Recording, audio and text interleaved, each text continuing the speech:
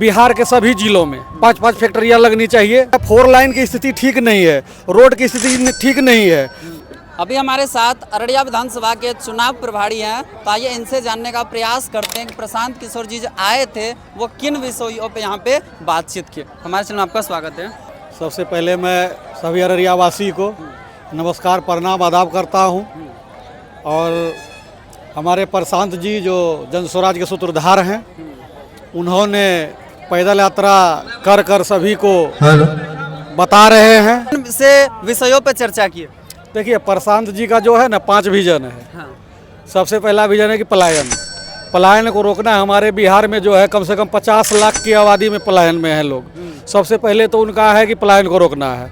दूसरा है कि बेरोजगारी में चाह रहे हैं कि अगर हमारी सरकार बनती है तो सबसे पहले बिहार के सभी जिलों में 5-5 फैक्ट्रियां लगनी चाहिए, ताकि यहाँ का जो युवा हैं सभी पलायन करने से रुके और फैक्ट्री में काम उनको मिलेगा। दूसरा है शिक्षा का। शिक्षा में जो है उनको अभी जो नहीं मिल पा रही है, हम लोगों को गरीबों को शिक्षा नहीं मिल पा रही है, तो उनका है कि दिल्ली के तर्ज पर जो है यहाँ मॉडल स्कूल बनाया जाए। उनका कहना है कि जब तक मॉडल स्कूल नहीं बन जाता है तब तक मैं हर एक परिवार को 1000 रुपया खर्च दूंगा अपने स्तर से, ताकि उनके बच्चा बढ़िया स्कूल में पढ़ सके, प्राइवेट संस्थान में भी अच्छे से पढ़ सके। जी, प्राइवेट संस्थान के लिए देंगे। तीसरा है पेंशन में आज नीतीश कुमार जी 400 रुपया आज तक देते आए हैं, लालू जी भी 400 देते आए हैं, लेकिन प्रशांत किशोर के वजह से आज 1100 हो गया है। लेकिन पुनः 2-4 महीने में हो सकता है चुनाव से पहले 2000 हो जाएगा। और तीसरा इनका जो है महिलाएं हो या जो गरीब लोग हैं, यहाँ किस्ता लोन लेते हैं, उनका ब्याज 18 से 22% तक आता है।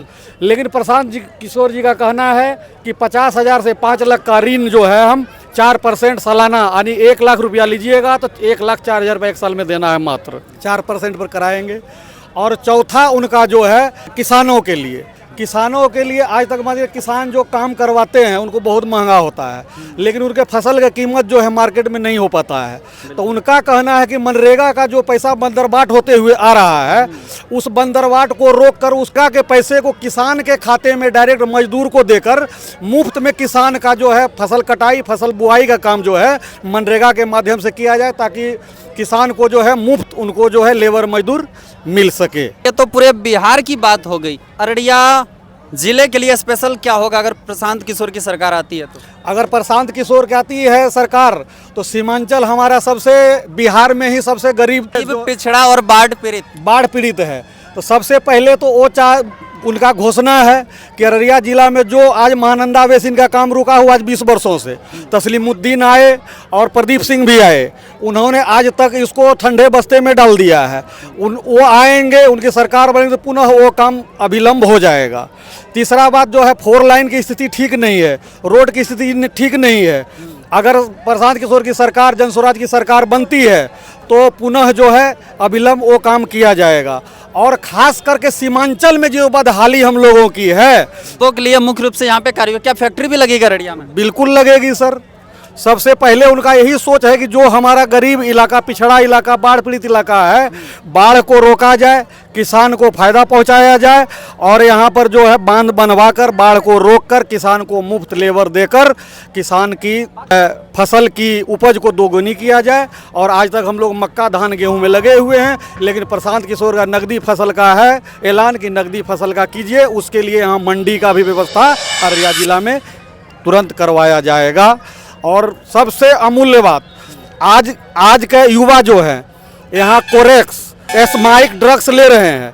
उनका कहना है कि शराबबंदी जो नीतीश सरकार की है उसके वजह से यहाँ ये नशा का ज़्यादा जो है विस्तार हुआ है, सूखा नशा का। इसीलिए अगर हमारी सरकार बनती है तो सबसे पहले शराब भी ठेका पर चालू किया जाएगा। अच्छा, आप लोग प्रशांत किशोर जी के समर्थक हैं, आप प्रशांत किशोर जी को क्यों पसंद करते हैं? अच्छा लगता है, वो बोलने में भी आता है, देखने में भी आती है। बोलने में देखने में